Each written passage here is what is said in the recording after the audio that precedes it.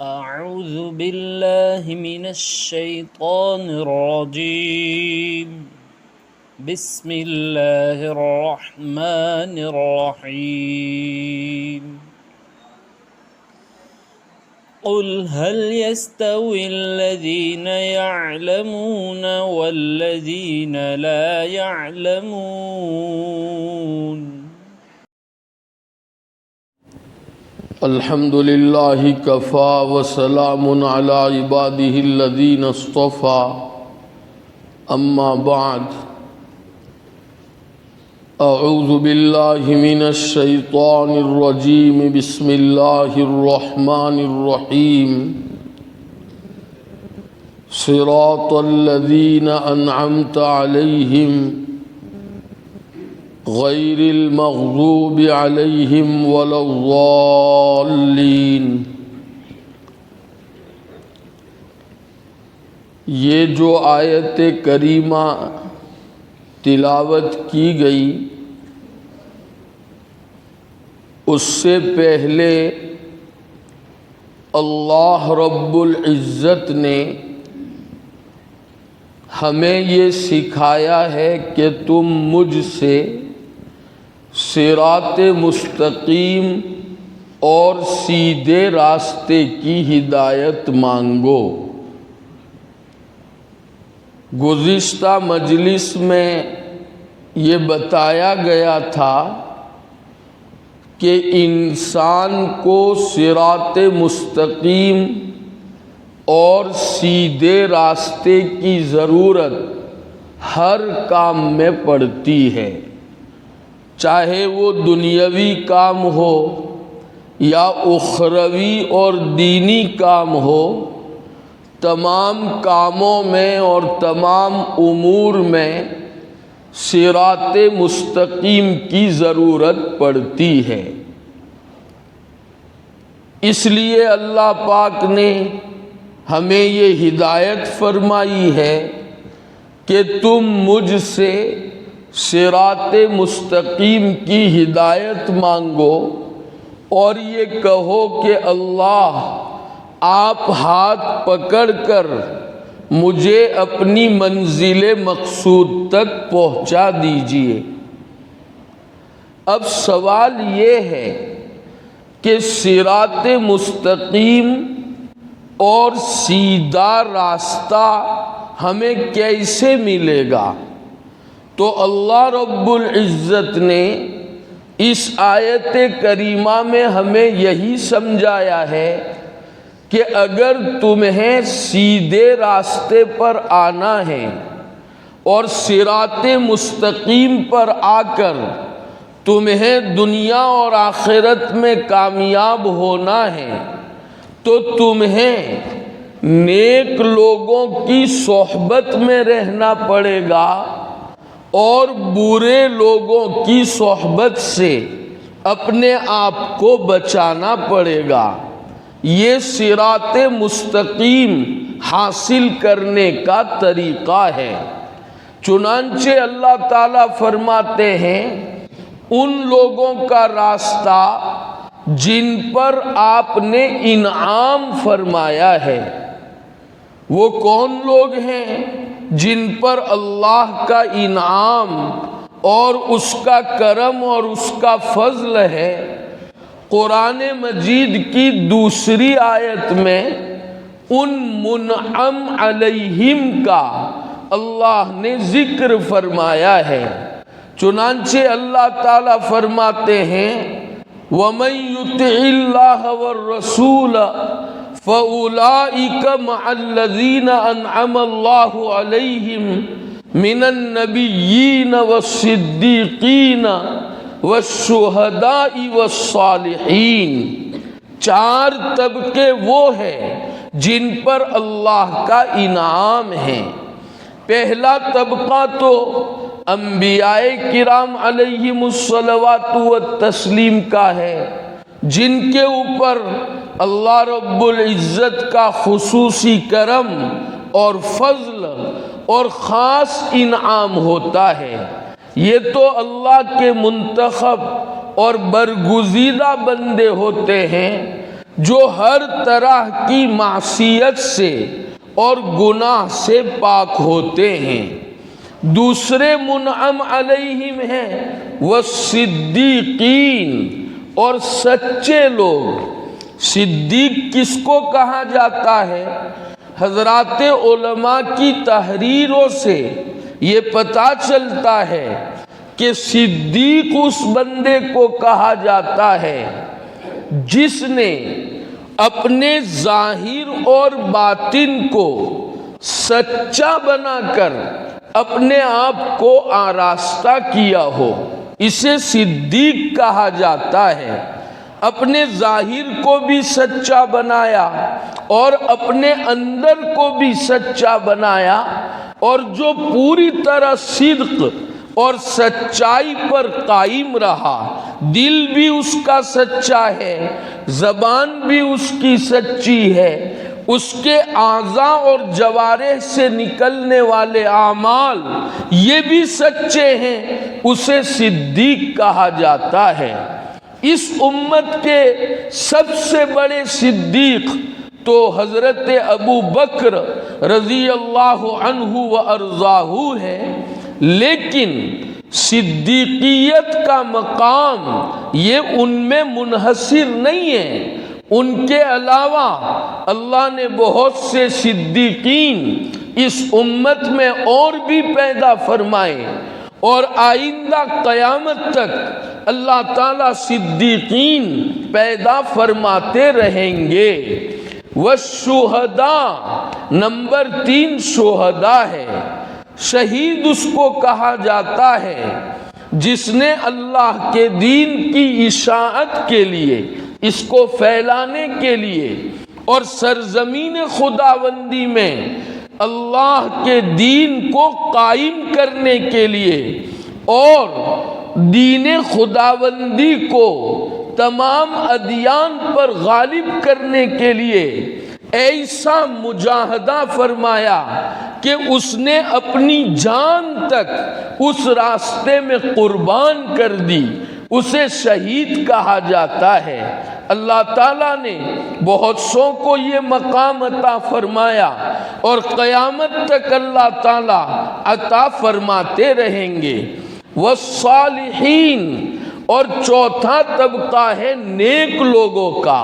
صالحین ان حضرات کو کہتے ہیں جن کو اللہ پاک نے اعمال صالحہ کی خصوصی توفیق عنایت فرمائی ہو اور اعمال بد سے اللہ نے ان کی حفاظت فرمائی ہو، انہیں صالحین کہا جاتا ہے۔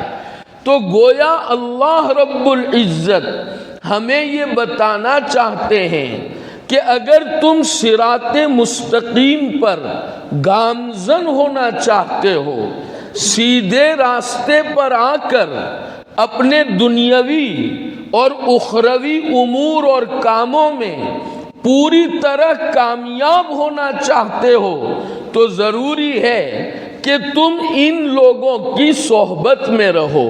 انبیاء کرام علیہم الصلوات والتسلیم تو اب ہے نہیں، ہمارے آقا صلی اللہ علیہ وسلم پر سلسلہ نبوت کو اللہ نے مکمل فرما دیا، لیکن صدیقین، شہداء اور صالحین، اللہ تعالیٰ کے نیک بندے اس دنیا میں موجود ہیں۔ اگر تم ان کی صحبت میں رہو گے تو تمہیں پتہ چلے گا کہ قرآن کریم اور وحی کے ذریعے سے اللہ نے جو علوم ہمیں عطا فرمائے ہیں، ان علوم پر ہمیں عمل کیسے کرنا ہے، عمل کرنے کا طریقہ بھی سمجھ میں آئے گا، اور عمل کرنے کا جذبہ اور شوق اور ہمت بھی ان لوگوں کی صحبت کی برکت سے ہمیں نصیب ہو جائے گی۔ یاد رکھیں، خالی قرآن کریم پڑھ لینے سے یا دین کی دوسری کتابیں پڑھ لینے سے آدمی کا کام نہیں چلے گا، جب تک آدمی ان حضرات کی صحبت میں رہ کر عمل کے طریقے کو نہیں سمجھے گا اور عمل کا جذبہ حوصلہ اور ہمت جب تک اپنے اندر پیدا نہیں کرے گا اس کا کام چلنے والا نہیں ہے۔ بعض لوگ حماقت اور نادانی کی وجہ سے یہ کہہ دیتے ہیں کہ میں تو ذہین آدمی ہوں، اللہ نے مجھے ذہن دیا ہے، میں قرآن کریم خود پڑھوں گا، ترجمے بھی چھپے ہیں لہٰذا خود ہی ترجمہ سمجھ لوں گا اور اس کا مطلب بھی خود ہی سمجھ لوں گا اور اس پر عمل ہو جائے گا، مجھے نہ کسی عالم کی اور نہ کسی شیخ کی اور نہ کسی اللہ والے کی ضرورت ہے، یہ سمجھتے ہیں۔ یہ سراسر ان سمجھنے والوں کی غلطی ہے۔ دیکھیے اللہ رب العزت نے دو سلسلے چلائے ہیں، ایک کتاب اللہ کا سلسلہ ہے، قرآن مجید سے پہلے بھی اللہ نے بہت سی کتابیں اور صحائف اس دنیا میں انبیاء کرام علیہم الصلوات والتسلیم پر نازل فرمائے۔ تو ایک تو ہے کتاب اللہ کا سلسلہ اور دوسرا ہے رجال اللہ کا سلسلہ۔ اللہ نے کتاب کے ذریعے سے علم دیا اور اپنے مخصوص بندے بھیج کر اس علم پر عمل کرنے کا طریقہ بتایا۔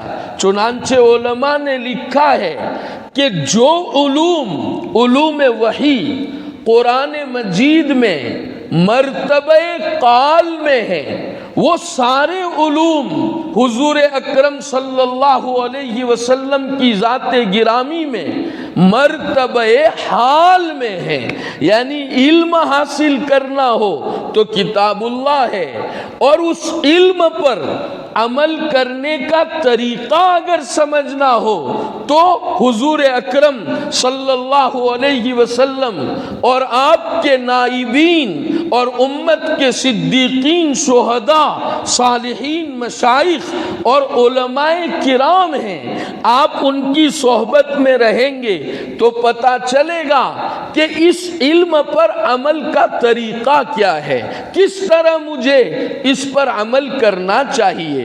چنانچہ خاتم المحققین علامہ انور شاہ کشمیری نور اللہ مرقدہ نے ایک مقام پر فرمایا ہے کہ اگر نبی کریم صلی اللہ علیہ وسلم کی ذات گرامی نہ ہوتی اور آپ کی ذات گرامی سے اگر رکوع کرنے کا طریقہ امت نے ہم تک نہ پہنچایا ہوتا تو رکوع کس طرح کیا جائے اور کس کیفیت کے ساتھ کیا جائے یہ ہمیں معلوم نہ ہوتا۔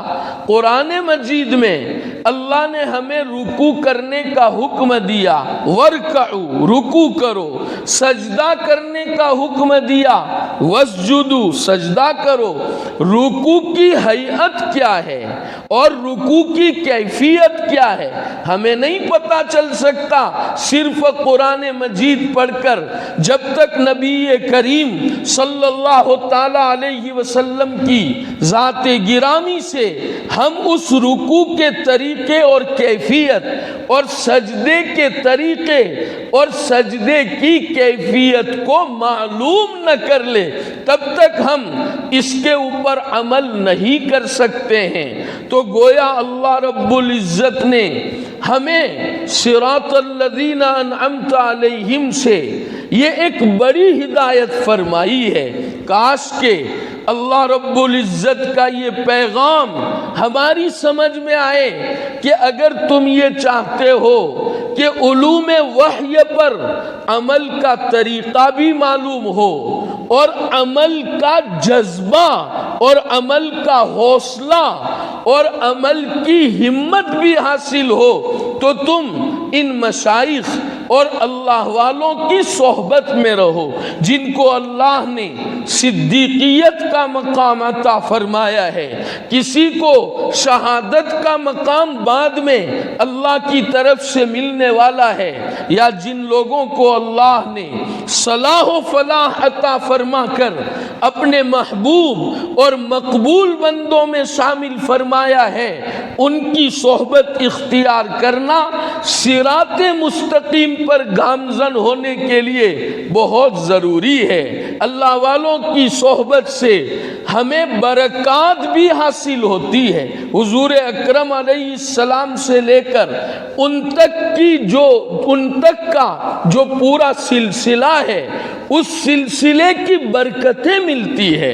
اس پورے سلسلے کو اللہ نے جو اپنا تعلق اور اپنی نسبت عطا فرمائی تھی، اس کا ایک ذرہ ہمیں بھی ملتا ہے، اور اس کے ساتھ ساتھ عمل کرنے کا طریقہ اور جذبہ بھی پیدا ہوتا ہے۔ مجھے یاد آ گیا حضرت مولانا رشید احمد گنگوہی نور اللہ مرقدہ وبرد مضجعہ، ہمارے اکابر میں سے بہت بڑی شخصیت گزری ہے الحمدللہ، اور ماضی قریب میں گزری ہے۔ وہ خود اپنا واقعہ بیان فرماتے ہیں کہ میں جب دارالعلوم دیوبند سے نیا فارغ ہوا تو چونکہ میں جوان تھا اور اللہ نے مجھے علم بھی عطا فرمایا تھا، تو میرے اندر میں ایک جذبہ تھا، جوانی کا جنون بھی تھا۔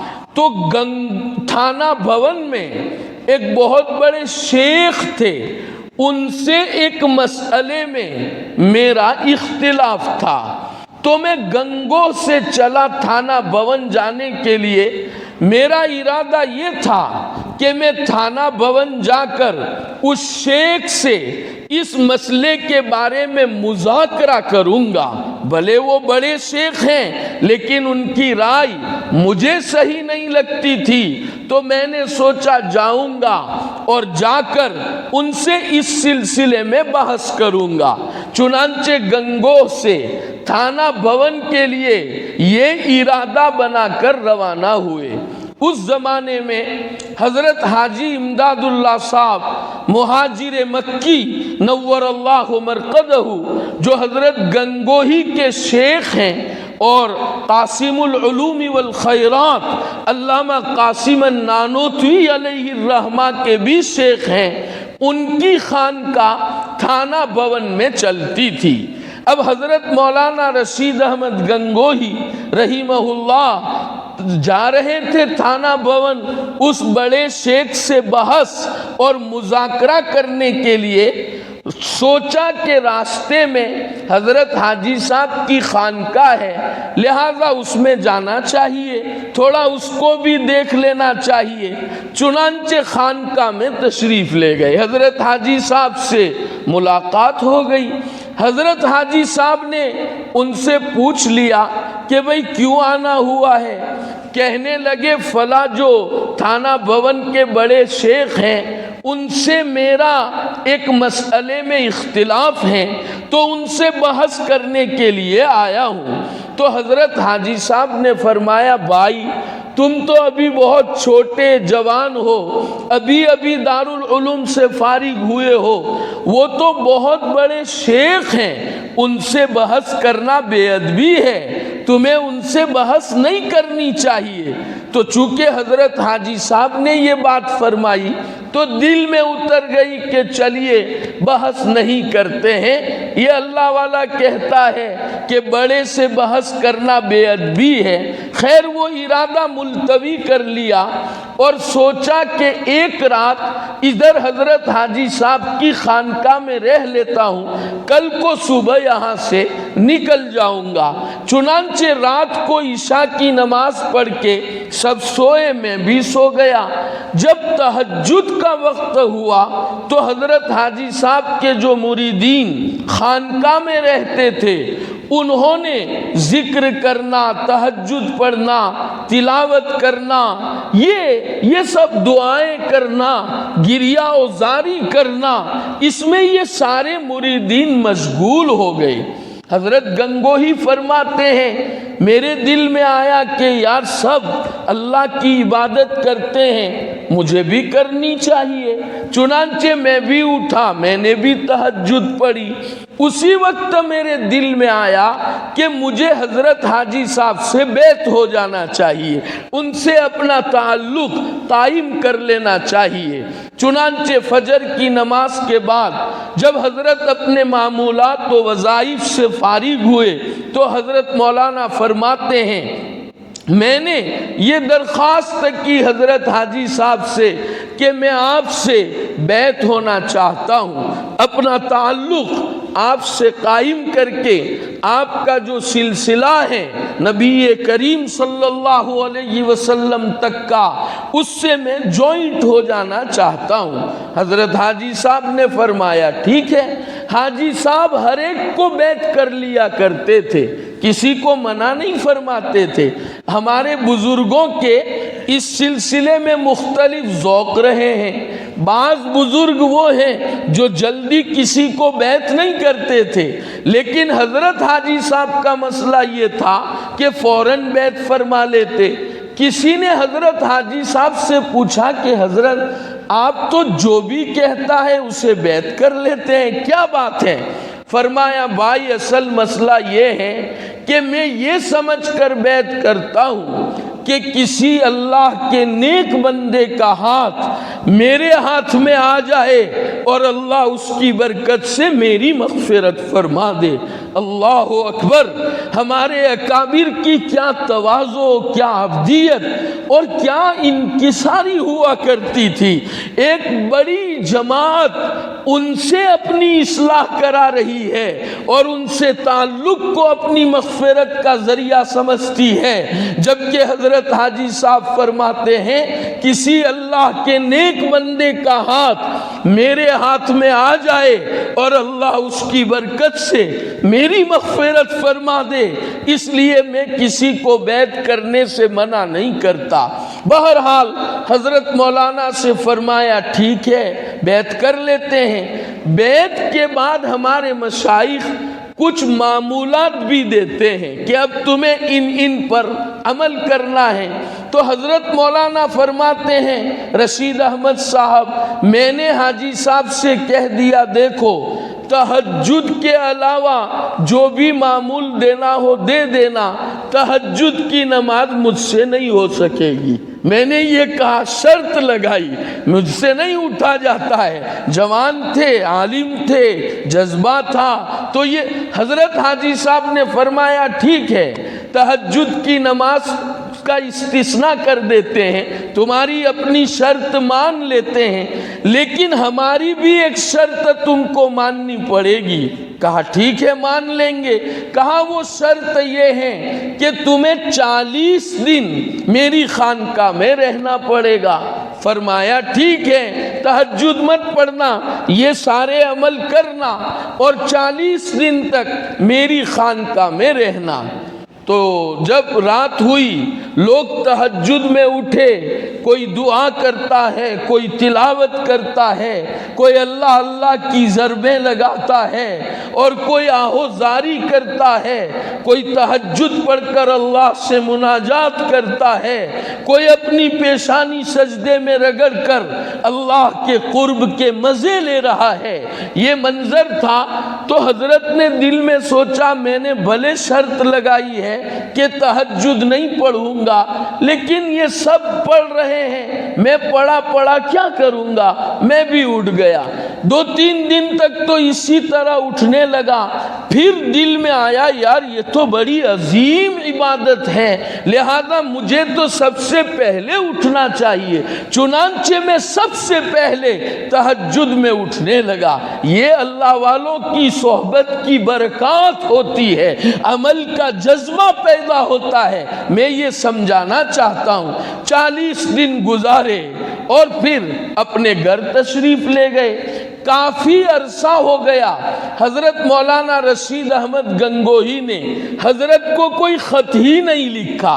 تو حضرت کے دل میں آیا کہ یہ رشید احمد اپنا کوئی حال مجھے لکھ کر بھیجتا ہی نہیں ہے، پتہ نہیں یہ کس حال میں ہے۔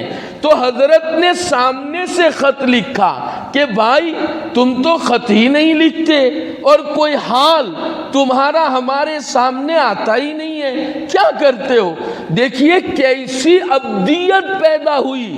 پہلے تو جواب میں یہ لکھا حضرت میرا کوئی حال ہی نہیں ہے، میں تو بہت نکما اور گیا گزرا آدمی ہوں، کیا حال آپ کو لکھوں؟ کوئی حال ہو تو آپ کو لکھوں۔ دیکھیے 40 دن پہلے جب فارغ ہونے کے بعد گئے تھے تو دل میں کیسا عجب تھا کہ میں تو بڑا عالم ہوں، فلاں شیخ سے میرا اختلاف ہے، میں بحث و تحقیق میں ان کو پیچھے چھوڑ دوں گا۔ لیکن آج کیا فرماتے ہیں؟ حضرت میرا تو کوئی حال ہی نہیں ہے، کیا لکھوں؟ البتہ جب میں نے غور کیا تو 3 چیزیں مجھے اپنے اندر میں محسوس ہوئی۔ دیکھیے کون سی 3 چیزیں ملی؟ اللہ والے کی صحبت اور ان کی توجہ اور ان کی دعا کی برکت سے فرمانے لگے۔ پہلی چیز تو یہ ملی مجھے حضرت کہ شریعت میری طبیعت بن گئی۔ شریعت طبیعت بن جانے کا مطلب یہ ہے کھانے پینے کی جو ہماری اپنی طبعی ضرورتیں ہیں اس کے بغیر ہمیں چین آتا ہے؟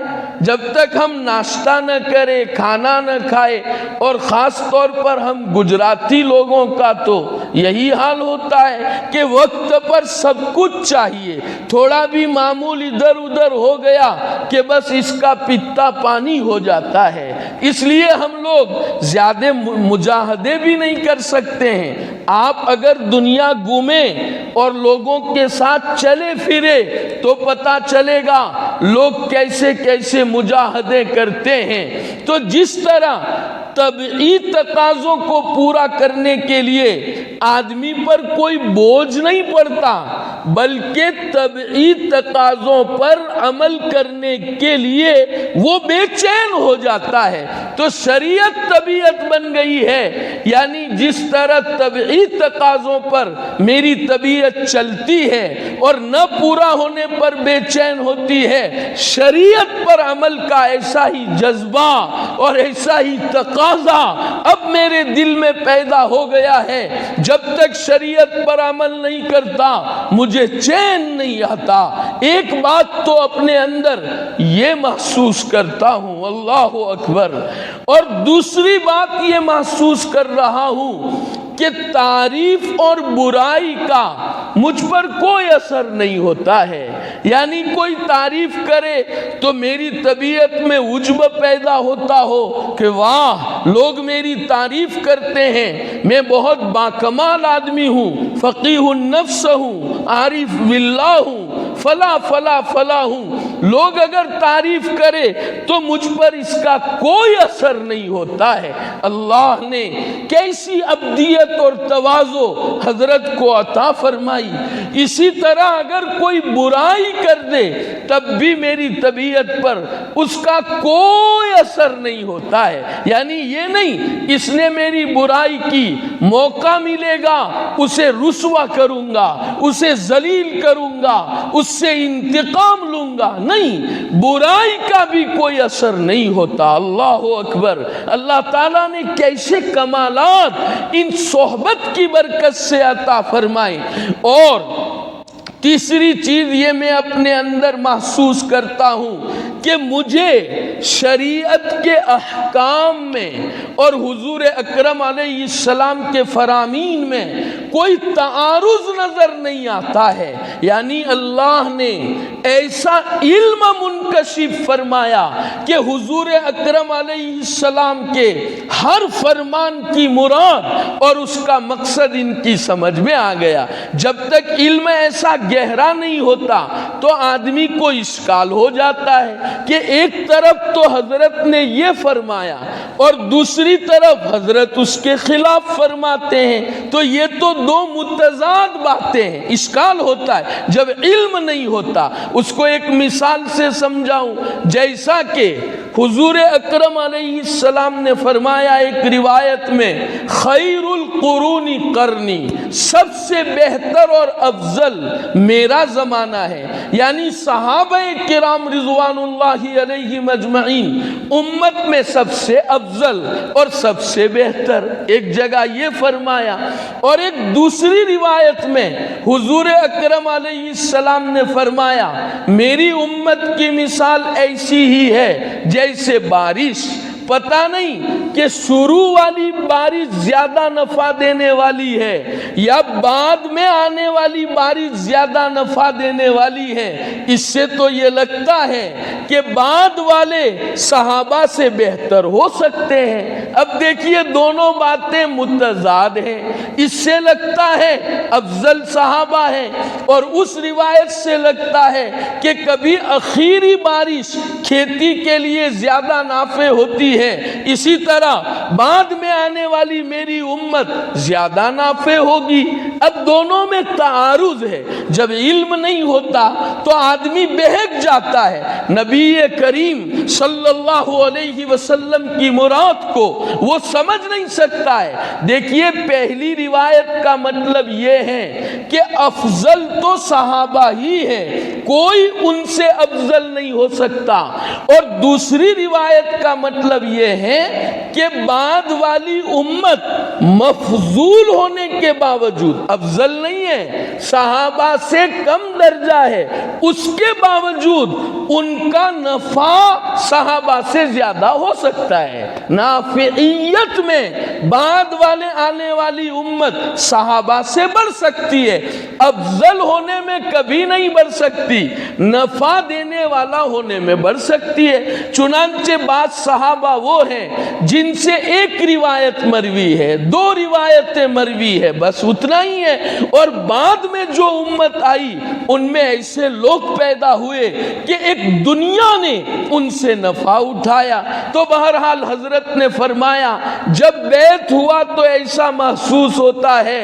کہ حضور اکرم علیہ السلام کے فرامین میں کوئی تضاد نہیں ہے، اور شریعت کے احکام میں ہر شبے سے اللہ نے مجھے پاک کر دیا ہے۔ تو یہ صحبت کی برکت ہے۔ ہمارا اپنا وقت پورا ہوا ہے، انشاءاللہ یہی مضمون آگے بھی مجالس میں چلائیں گے۔ تو اللہ تعالیٰ نے سورہ فاتحہ میں جو پورے قرآن کریم کا خلاصہ ہے ہمیں یہ فرمایا صراط الذین انعمت علیہم، اگر تمہیں صراط مستقیم چاہیے دنیاوی اور اخروی امور میں سیدھے راستے پر گامزن ہو کر اگر تم کامیاب ہونا چاہتے ہو تو اللہ کے جو منعم علیہ بندے ہیں ان کی صحبت میں رہو، ان کے ساتھ اپنی ملاقاتیں بڑھاؤ، اپنے احوال ان کے سامنے پیش کرو، اللہ رب العزت تمہیں صراط مستقیم کی دولت سے مالا مال فرمائے گا۔ اللہ تعالیٰ ان منعم علیہ بندوں کی صحبت سے ہمیں بھی مشرف فرمائیں، اور جو صدیقین، شہداء، صالحین اور امت کے علماء اور مشائخ ہیں اللہ تعالیٰ ان کی قدر و منزلت ہمیں نصیب فرمائیں، اور ان کو اللہ نے جو اپنا تعلق عطا فرمایا اللہ تعالیٰ ہمیں بھی وہ تعلق محض اپنے فضل سے بلا استحقاق نصیب فرمائے۔ آمین وآخر دعوانا ان الحمدللہ رب العالمین۔ درود شریف پڑھ۔ اللہم لک الحمد کلہ ولک الشکر کلہ وإلیک یرجع الامر کلہ، اللہم لا نحصی ثناء علیک انت کما اثنیت علی نفسک، اللہم صل وسلم وبارک علی سیدنا محمد وعلی محبیہ بعدد فضائل لا الہ الا اللہ، یا ارحم الراحمین ویا اکرم الاکرمین ویا ذا الجلال والاکرام ویا راحم المساکین۔ اے اللہ ہم آپ کے بہت گنہگار، خطا کار اور سیاہ کار بندے ہیں، کوئی چھوٹا بڑا گناہ ایسا نہیں ہے جس جس کا ہم نے ارتکاب کر کے آپ کو ناراض اور ناخوش نہ کیا ہو۔ اے اللہ دن اور رات کی کوئی گھڑی ایسی نہیں ہے جس میں ہم نے تیری نافرمانی اور ناقدری نہ کی ہو۔ اے اللہ بڑے مجرم ہیں، بڑے پاپی ہیں، ظاہر بھی گندا اور باطن بھی گندا ہے۔ اے اللہ مکمل اعتراف کے ساتھ اور بڑی ندامت و حسرت کے ساتھ آپ کے دربار عالی میں مغفرت و رحمت کی بھیک مانگنے کے لیے آئے ہیں۔ اے اللہ اپنے فضل سے ہمیں معاف فرما دیجئے۔ اے اللہ ہم تو ایسے بھکاری ہے کہ ہمارے پاس کچھ نہیں ہے۔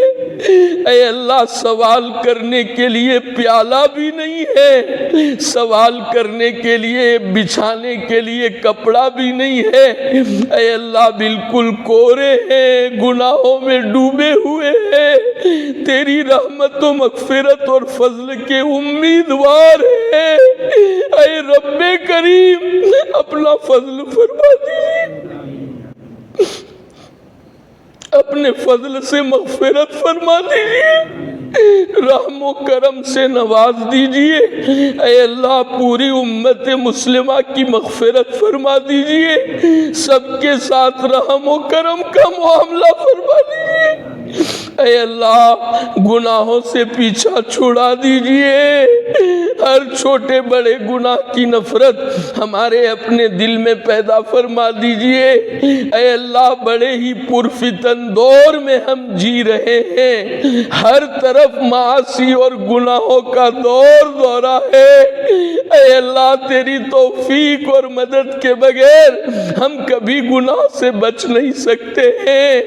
اے اللہ اپنی مدد شامل حال فرما، توفیق نیک شامل حال فرما، اور ہر طرح کے گناہ سے ہمیں بچا لے۔ ہر گناہ کی نفرت ہمارے اپنے دل میں پیدا فرما دے۔ اے اللہ سچی پکی توبہ کی توفیق و سعادت سے مالا مال فرما، قرآن و سنت اور شریعت پر چلنا آسان فرما، ہاتھ پکڑ کر آپ کی مرضیات پر ڈال دے، نامرضیات سے پوری حفاظت فرما لے۔ اے اللہ اپنی شان ربوبیت سے ہماری بہترین تربیت فرما کر ہمیں اپنے محبوب اور مقبول بندوں میں شامل و داخل فرما لے۔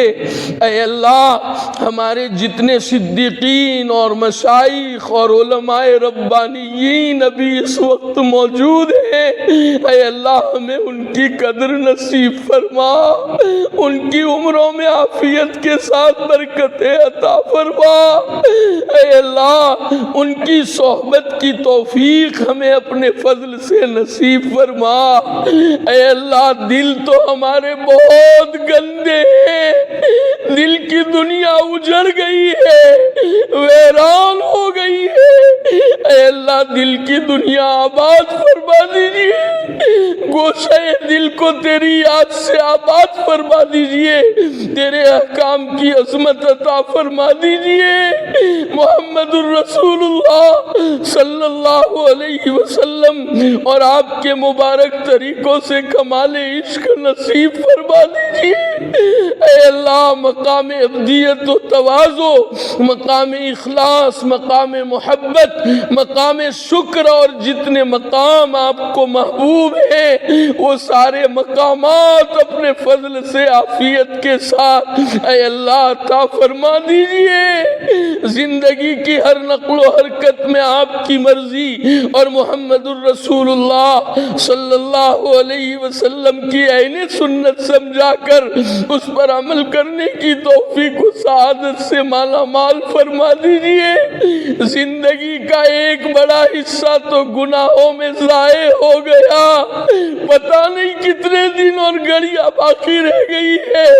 اے اللہ اس کی قدر نصیب فرما دیجئے، اپنی اصلاح کی فکر عطا فرما دیجئے۔ اے اللہ امت مسلمہ میں اور ہم میں جو لوگ پریشان حال ہے اے اللہ سب کی پریشانیاں دور فرما دیجئے، سب کو مقاصد حسنہ میں کامیابی عطا فرما دیجئے، ہر مصیبت پریشانی بیماری سے اے اللہ نجات نصیب فرما دیجئے۔ ہم آپ کے کمزور بندے ہیں، اے اللہ ہماری آزمائش نہ فرمائیے، ہر لائن کی خوشحالیاں ہمارے مقدر فرما دیجئے، خصوصاً اہل فلسطین کی مدد فرما دیجئے۔ اے اللہ ایک ایک دانے کو بچے عورتیں بوڑھے بیمار ترس رہے ہیں، اے اللہ ایک ایک قطرہ پانی کے لیے ترس رہے ہیں، علاج کے لیے صحیح دواؤں اور اسپتال کے بھی انتظام نہیں ہے، اور اوپر سے اے اللہ بموں کی بارش ہو رہی ہے، ہمارے ان بھائیوں پر رحم فرما دیجئے، ان بہنوں پر رحم فرما دیجئے، اے اللہ ان کی قربانیاں قبول فرما لیجئے، اب زیادہ آزمائش نہ فرمائیے، ان کو فتح و نصرت سے نواز دیجئے، دشمنان اسلام کو ہدایت عطا فرما دیجئے، اور اگر ان کے مقدر میں ہدایت نہیں ہے اے اللہ ان کو چون چون کر ختم فرما دیجئے، عبرتناک سزائے ان کو عطا فرما دیجئے۔ اے اللہ ہمارے اس ملک میں اور پورے عالم میں امن و امان قائم فرما دیجئے، ظلم و زیادتیاں ختم فرما دیجئے، ہدایت کی ہوائیں چلا دیجئے، ہر کچے پکے گھر میں یہ کلمہ اور اس کا نور اے اللہ اپنے فضل سے داخل فرما دیجئے۔ اے اللہ ہماری مساجد اور ہمارے شاعر بھی ہماری بدعملی کی وجہ سے خطرے میں پڑ گئے ہیں، اے اللہ بچا لیجئے، اے اللہ بچا لیجئے، شاعر اسلام کی حفاظت فرما دیجئے، حرمین شریفین کی اور ان کے تقدس کی اے اللہ حفاظت فرما دیجئے۔ آئندہ ہمارے یہاں انتخابات ہونے والے ہیں، اے اللہ ان انتخابات میں منصف حکمران منتخب فرما لیجئے، انسانیت کے ہمدرد حکمران منتخب فرما لیجئے، جو فرقہ واریت کے علم بردار ہیں اے اللہ ان کو شکست فاش نصیب فرما دیجئے۔ اے اللہ اس بستی پر خصوصی رحمتیں اور برکتیں نازل فرما دیجئے، ہر فرد کے دل میں دین کی عظمت پیدا فرما دیجئے، اے اللہ معاصی بدعات خرافات ختم فرما دیجئے، قرآن و سنت کے انوار سے اس پوری بستی کو منور فرما دیجئے۔ حضور اکرم علیہ السلام نے جتنی بھلائیاں مانگی ہے ہمیں اور پوری امت کو نصیب فرما دیجئے، جن شرور و فتن سے پناہ چاہی ہے ہماری اور پوری امت کی اے اللہ اے رحیم و کریم پوری حفاظت فرما دیجئے۔ اے اللہ ہم آپ سے مانگ کر کبھی محروم نہیں ہوئے ہیں، اس مرتبہ بھی اور آئندہ بھی کبھی محروم نہ فرمائیے۔ وصلی اللہ علی النبی الکریم برحمتک یا ارحم الراحمین، آمین بحرمت سید المرسلین صلی اللہ۔